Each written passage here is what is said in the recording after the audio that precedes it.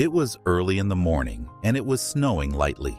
New York's famous crowds had thinned a bit due to the cold weather and snowfall. An old model city bus was full as usual. Some were reading their newspapers, while others were listening to music on their headphones. Mike, the driver, straightened the collar of the light gray shirt he wore under his dark gray jacket.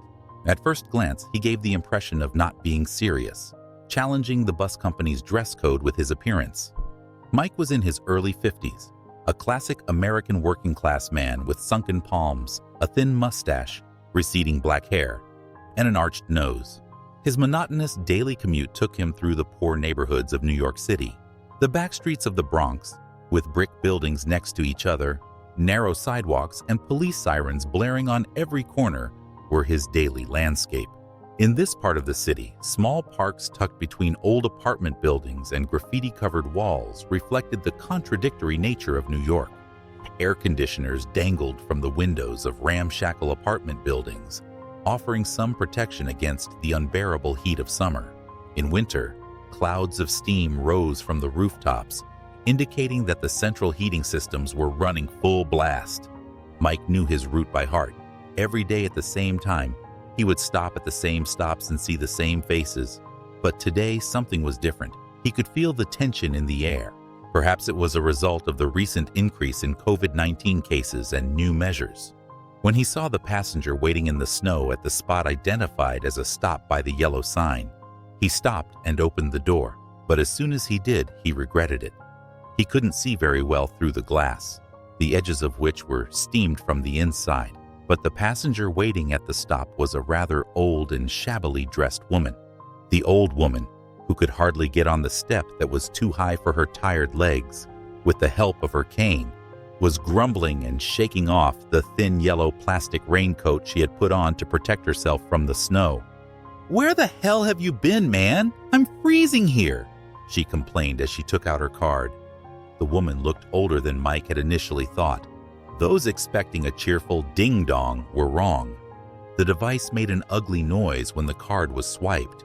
Mike suddenly remembered, as of today, people over 65 are banned from using public transportation, he muttered. This was one of the new measures against the COVID-19 pandemic, and Mike knew he had to follow the rule. "Is it broken or what? Why did it sound like it was bellowing?" the woman said as she walked forward, and the bespectacled young man in the front row, out of respect or fear of the virus, quickly adjusted his mask and turned away from her. "Madam, you don't have the right to take the bus.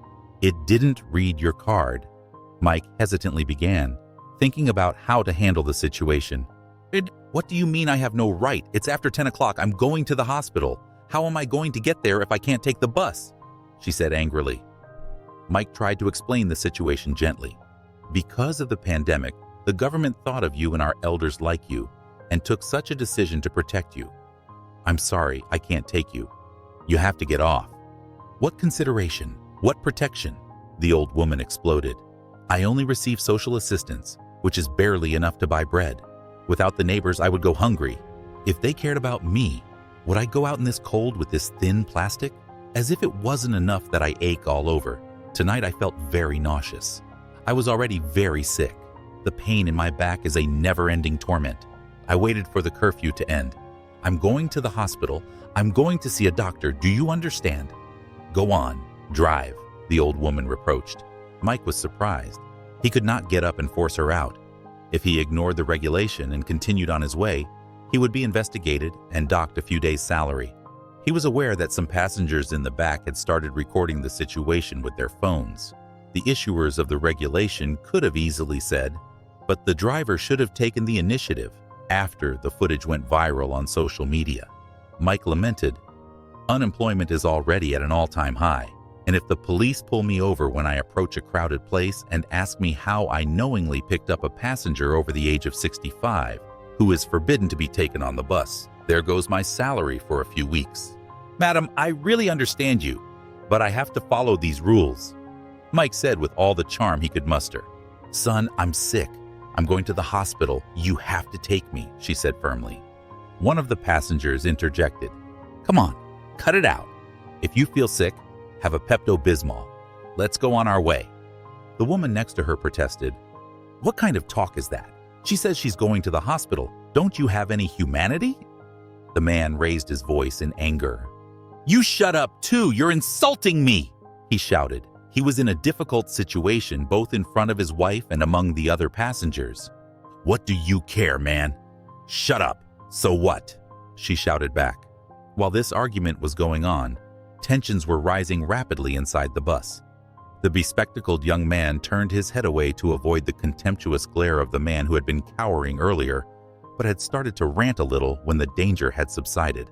"Oh my God, this woman has fainted! Help!" he shouted. Mike flinched. "I'm going to get it in the neck again," he thought. A solution suddenly flashed in his mind. Maybe it would get him out of a sticky situation and turn him into a hero. Then he could make a humble statement to the media. Anyone else would have done the same thing.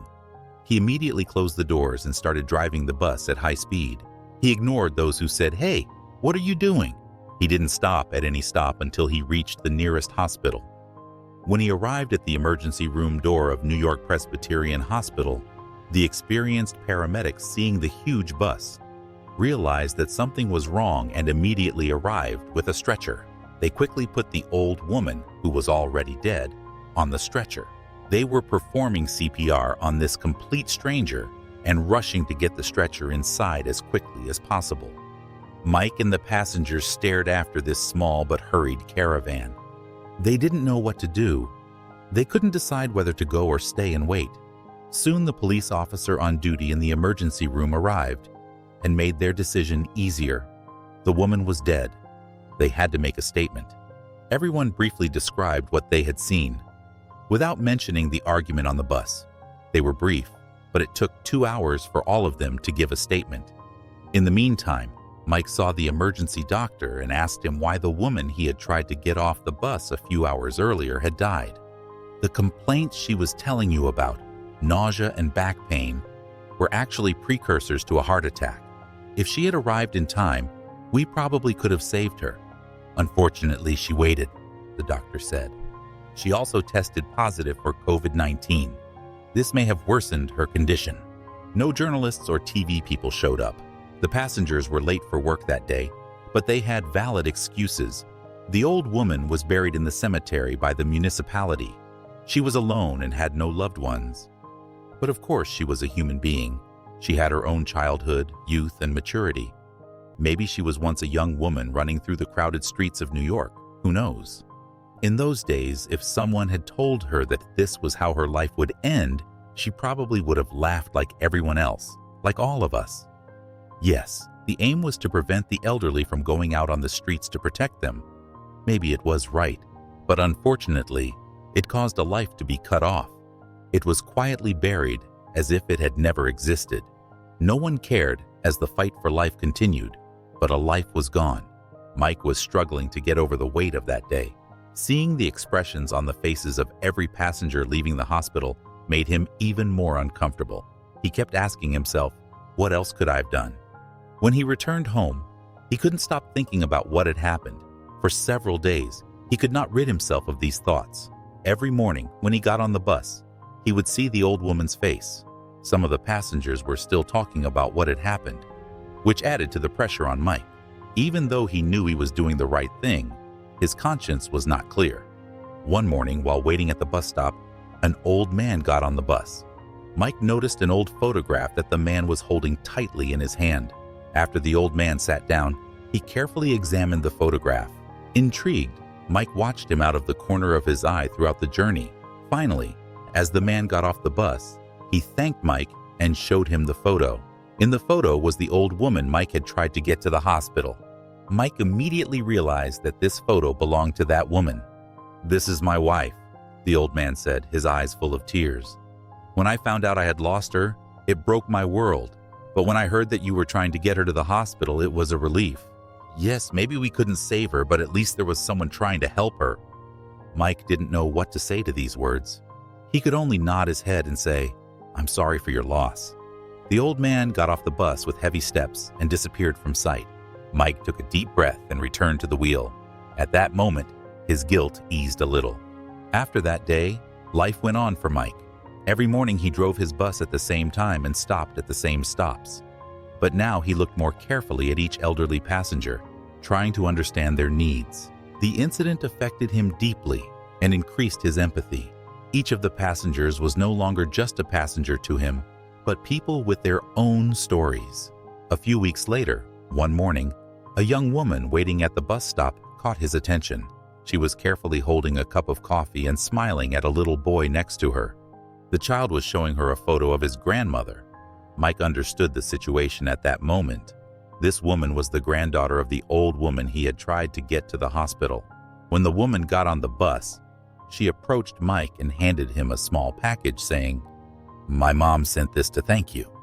Inside were homemade cookies. Mike was touched by this kind gesture. He thanked the woman and took the package. That day, as he traveled along the bus route, knowing that the elderly woman's family had not forgotten him and was grateful, gave Mike some peace of mind. Even though the difficult memories were still in his mind, he realized that nothing could replace the happiness of helping people. This was a turning point for him, and he decided to always give his best in his work. For Mike, every morning was a new hope and an opportunity for a better day. He was not just a bus driver, he was a human being who cared and tried to help people. This realization made him a stronger and more understanding person. Even though life was sometimes challenging, doing the right thing and helping people was always the most important.